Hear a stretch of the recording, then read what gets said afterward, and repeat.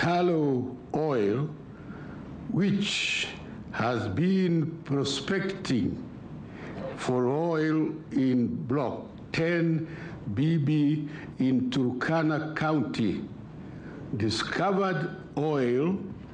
Minutes after President Kibaki announced Kenya's first oil discovery, Kenyans, in their usual fashion, took to social media to express their opinions.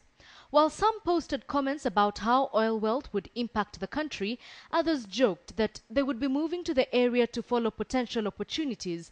Those people might want to hold off their plans for now.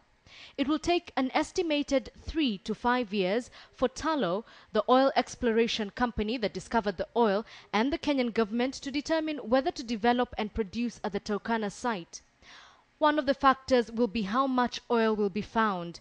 They must figure out if the amount is commercially viable, and to do this, they'll have to drill more wells. The well we're drilling is not finished yet.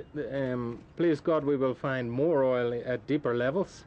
We have some idea of the size of the prospect, the structure laterally. So we will have our first estimations of reserves for this particular pool within the next few months. Once the quantity of the oil is determined, then transport comes next. We know that the kind of crude oil discovered in Turkana is, like the kind discovered in Uganda, very waxy. Robert Patterson, the former managing director of Mobil Oil Kenya, says that transporting this kind of crude would be tricky given that it really is difficult to pump. According to Patterson, it would have to be sieved or mixed with diesel so that it can be transported, which is apparently very expensive. Speaking of pipelines, this is another thing Kenya will have to invest in.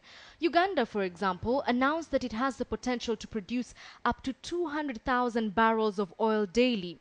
Given that the East African bloc only consumes 90,000 barrels a day, Uganda has to figure out how to transport the remaining 110,000 barrels to other regions, a headache Kenya is likely to face. Kenya now waits to see what ripple effects, both negative and positive, will come from this new discovery.